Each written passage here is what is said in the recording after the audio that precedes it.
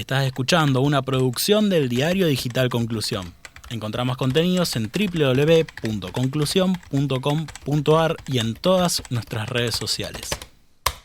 Bicentenario de la muerte de Manuel Belgrano. Un hombre, una nación inacabada y aún inabarcable, una patria continental, una historia trunca, un sueño eterno.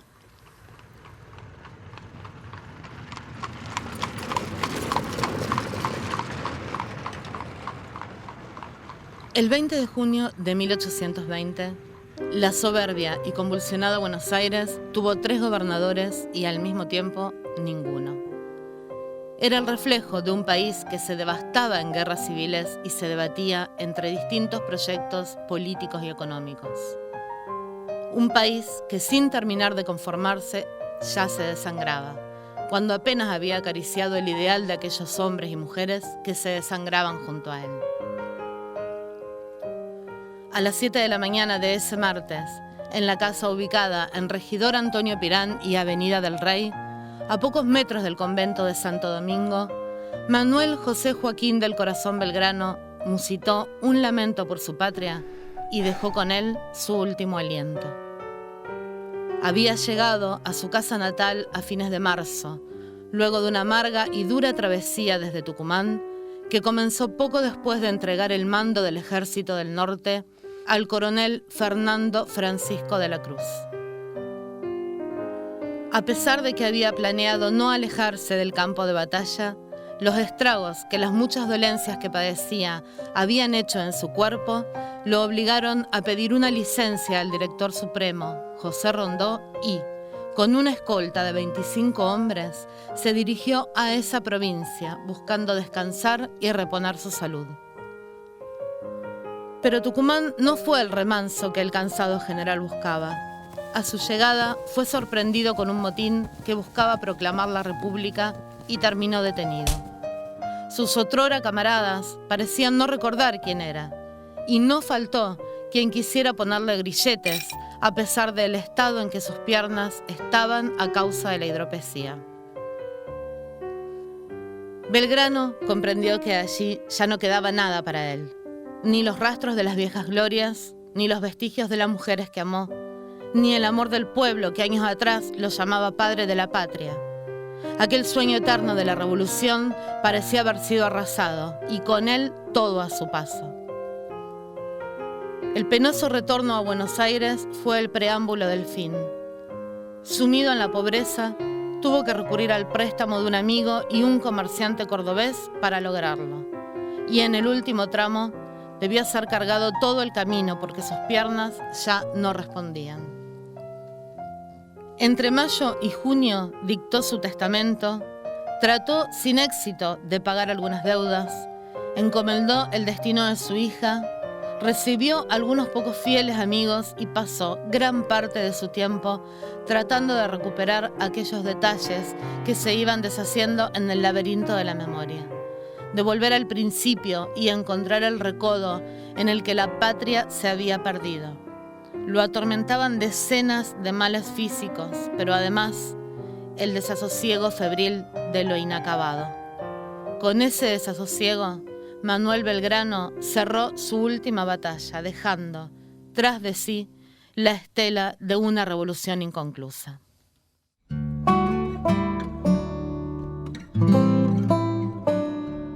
Pensar a Belgrano es pensar la Argentina, y mucho más que eso. Una bandera que todavía flamea 200 años después y los desafíos más vigentes que nunca de una nación que se quedó a medio camino, con suerte.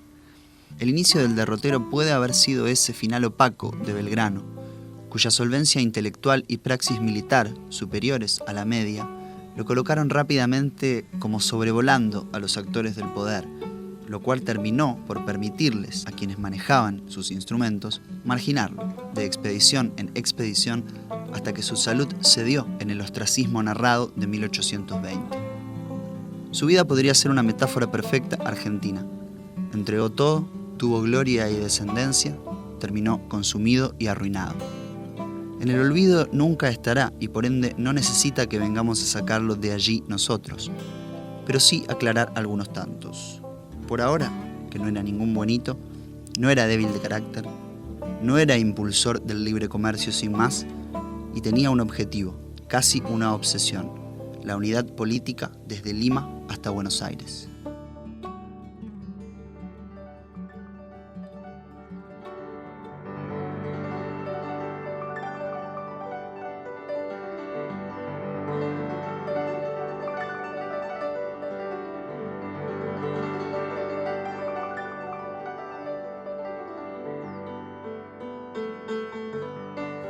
Mucho antes de ser protagonista de Mayo y hombre clave de la revolución, con apenas 16 años, partió a España para estudiar comercio en Salamanca y Valladolid. Su llegada a Europa se produjo en plena gestación de la Revolución Francesa y esa filosofía se hizo carne en él. Fueron los ideales de libertad, igualdad y fraternidad y el contacto con las nuevas ideas que despuntaban en el viejo continente lo que cambiaron para siempre su visión del mundo y cimentaron las bases de acción y pensamiento de uno de los pilares de la Rebelión de Mayo. Entre romance y romance, Belgrano se convirtió en brillante estudiante de Economía y Leyes y en presidente de la Academia de Derecho Romano, Política Forense y Economía Política de la Universidad de Salamanca. Este antecedente, acompañado de sus excelentes notas, favorecieron la decisión del Papa Pío VI cuando decidió otorgarle la dispensa para leer los libros prohibidos del Index. No solo los leyó. Manuel José Joaquín del Corazón de Jesús devoró los escritos de Rousseau, Voltaire, Montesquieu y con particular afición a los economistas, Adam Smith, Gaspar Melchor de Jovellanos, Pedro Rodríguez de Campomanes, Antonio Genovesi y François Quesnay, a quien también tradujo. Su pensamiento, entonces, dio un salto de enormes consecuencias para su futuro y para la visión de país por la que dejó la vida. En su retorno a Buenos Aires, como primer secretario perpetuo del consulado, nombrado por el rey Carlos IV, Manuel llevó consigo un bagaje de ideas tan adelantadas y revolucionarias que, a día de hoy, no han perdido ninguna vigencia.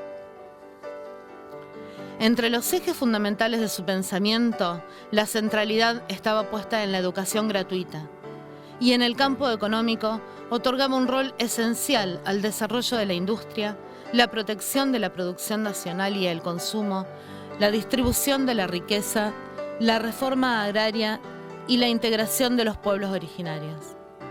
Y tal vez, la más radical de sus ideas, la absoluta igualdad entre el hombre y la mujer. A pesar de las muchas versiones que acechan por allí, parece que Manuel José Joaquín del Corazón de Jesús era un hombre que gozaba de gran popularidad entre las mujeres y supo hacerla valer.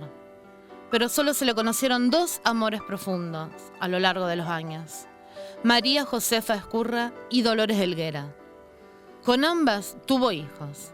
El primero, Pedro Pablo, que fue criado por Juan Manuel de Rosas, y Manuela Mónica, que quedó a cargo de su hermano Domingo. Miren si uno puede no aburrirse con la historia de este país, que hasta existen giros novelescos que ni de cerca podremos abordar. Un hijo de Belgrano fue criado por Juan Manuel de Rosas. Parecerá una paradoja esta proposición, a los que, deslumbrados con la general abundancia de este país, no se detienen a observar la desgraciada constitución del sexo débil. Yo suplico al lector que esté poseído de la idea contraria. Examine por menor cuáles son los medios que tiene aquí la mujer para subsistir, qué ramas de industria hay a que se pueda aplicar y le proporcionen ventajas, y de qué modo puede reportar utilidad de su trabajo.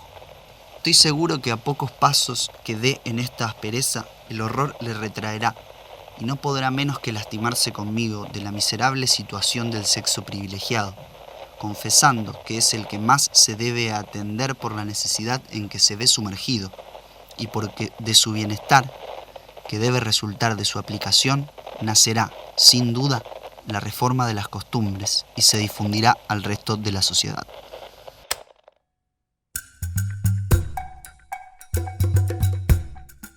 Así, su postura no se quedaba en la arenga de colegios gratuitos donde las niñas pudieran aprender oficios y habilidades que les permitieran sustentarse si lo necesitaban, o en el reconocimiento de la importancia del lugar que ocupaban como formadoras de futuras generaciones y en el entramado social las mujeres. Lo que era prédica en Manuel Belgrano era también práctica.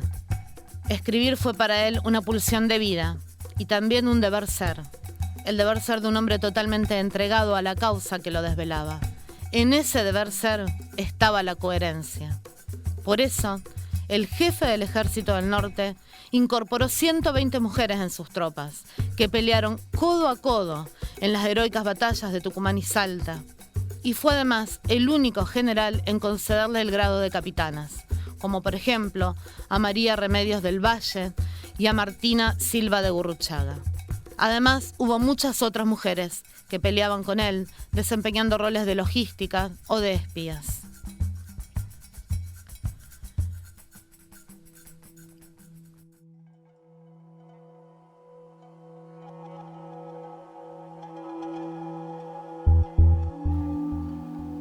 Su carrera militar oficialmente abarca desde 1810 hasta su muerte, en 1820, pero en realidad inicia algo antes. Durante las invasiones inglesas, de las que participa y donde en la primera de ellas, herido en su orgullo, se encomendó a la tarea de aprender a desenvolverse en el plano militar. No sabíamos qué hacer, diría en sus memorias, respecto a esa invasión.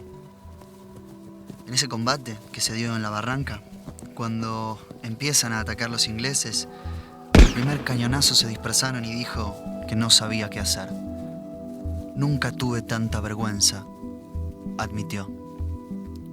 Y ese día me establecí el firme propósito de conocer el arte militar.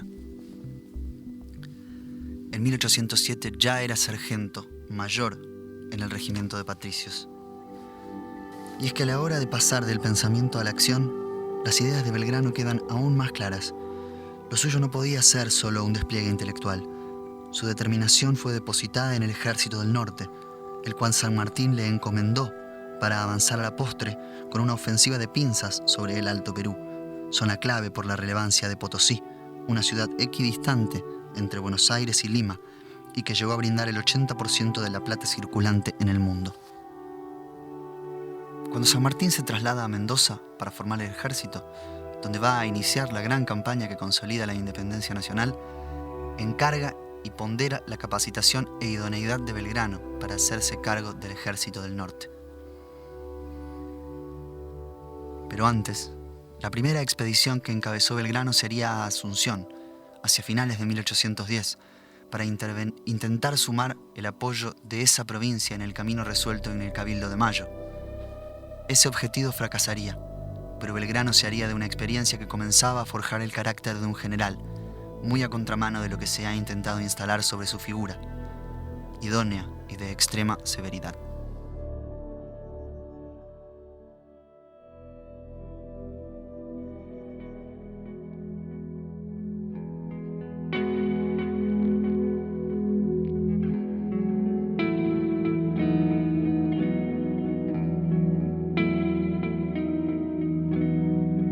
El abogado general era también un gran economista. Quizás ese haya sido su talento máximo, y es justo decir que se adelantó varios años a las teorías keynesianas. Y ya en 1802 abogó por el fomento de la industria, la producción nacional, la protección del mercado interno. Y en 1810 incorporó a su proyecto una reforma agraria basada en las tierras sin producir para repartirlas entre los indigentes.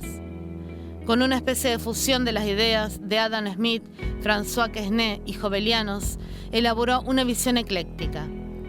Su obsesión estaba puesta en fomentar la agricultura, el comercio y el desarrollo de las manufacturas de origen nacional. Y desconfiaba de la ganadería porque daba trabajo a poca gente y concentraba la riqueza en pocas manos.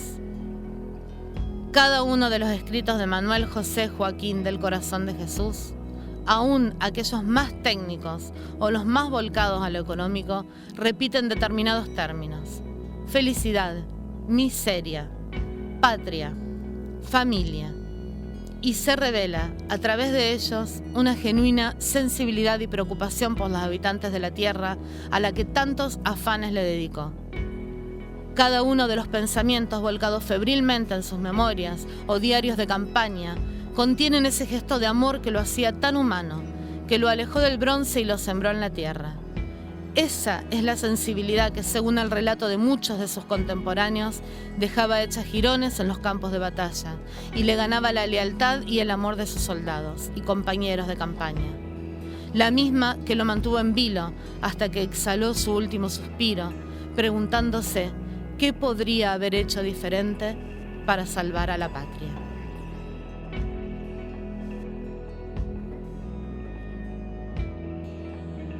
Belgrano podría ser analizado desde muchos lugares, como político, estadista, promotor de la educación, periodista, economista, diplomático, militar, y hasta dos facetas que se han descubierto recientemente: precursor de las vacunas y del cuidado ambiental. No obstante, en el plano militar, en conjugación con el político y en su carácter de estadista, es donde más se advierte cuáles eran las visiones que más lo movían. Quizás sus horas más gloriosas como militar se dieron con las triunfantes batallas de Salta y Tucumán, en las que ante condiciones desfavorables logró retener esos territorios para la revolución ante avanzadas realistas, en conjunto con algunas élites locales que buscaban socavar la nación incipiente. Un desobediente Belgrano se mostraría aquí en todo su esplendor, en un hito de su gesta independentista por la unidad hispanoamericana. Ante la orden desde Buenos Aires de retroceder hasta Córdoba, Belgrano hizo caso omiso y logró que al día de hoy, lo que actualmente es la Argentina no sea una patria aún más chica y que América del Sur no esté aún más fragmentada de lo que ya está. Además, en esa acción se ve clara la dicotomía entre las dos posiciones epocales, a veces confusas en la entremezcla del proceso de emancipación de la corona española. Por un lado, el proyecto anglo-porteño de una patria chica, hasta donde llegaran las redes de distribución, acaso contrabando, sin importar lo que pasase más allá de esa frontera imaginaria que delimita el territorio a la manera de una mafia. En la otra parte, un Belgrano que ya tenía en claro en su cabeza que para poder insertarse en el mundo del siglo XIX y el que vendría, sin quedar a la merced de potencias ya conformadas, las provincias del Río de la Plata y el Alto Perú debían ser una misma unidad geopolítica. Esa visión era claramente compartida por San Martín y ambos pusieron mente y manos a ello tras los 2 meses que pasaron juntos, reordenando y reorganizando el ejército en la zona de Tucumán, luego de un primer encuentro en la posta de Yastá. En su fallida excursión a Potosí, Belgrano aprovecharía para ver con sus propios ojos la vastedad del territorio a amalgamar, en cálculos para una eventual futura empresa exitosa. Esta y otras derrotas son las causantes de la fama de militar poco preparado, imperfecto o débil que le hicieron, algo comprobadamente falso. Mandaba a fusilar desertores, colgaba a algunos enemigos en plaza pública, quiso volar el centro de Potosí con daños irreparables, entre otras cosas que desmienten esa supuesta ternura con la que se buscó revestirlo, quizás por conveniencias políticas de algún período, para mancillar su verdadero legado y presentarlo como un prócer domesticado. El propio general San Martín dirá: Belgrano es lo mejor que tenemos en América del Sur. Ese ímpetu y esa visión geopolítica sería lo que lo define además como un claro estadista, de los más destacados de la época en la región, sino el más. Otros ejemplos claros: esbozó hacia 1819 un proyecto de constitución para el territorio que iba de Lima a Buenos Aires. También se sabe que se encontraba traduciendo el discurso de despedida de George Washington, el presidente estadounidense, siempre atendiendo a las posturas de líderes de la época, pero con los pies en su territorio, sin renunciar jamás al intento de construcción de esa unidad política continental. Ese proyecto quedó trunco con su partida de este mundo. Gestas de esa magnitud requieren la conjunción de hombres y circunstancias, y Belgrano era evidentemente imprescindible para esa construcción. Pero contrariamente al pesar que sufrió en su agonía, pocos hicieron más que él para resguardar los intereses del pueblo hispanoamericano, el cual estaría aún más dividido y a la deriva de lo que está, si no fuera por su arrojo, desobediencia y visión estratégica. Bicentenario de la muerte de Manuel Belgrano. Un hombre una nación inacabada y aún inabarcable, una patria continental, una historia trunca, un sueño eterno.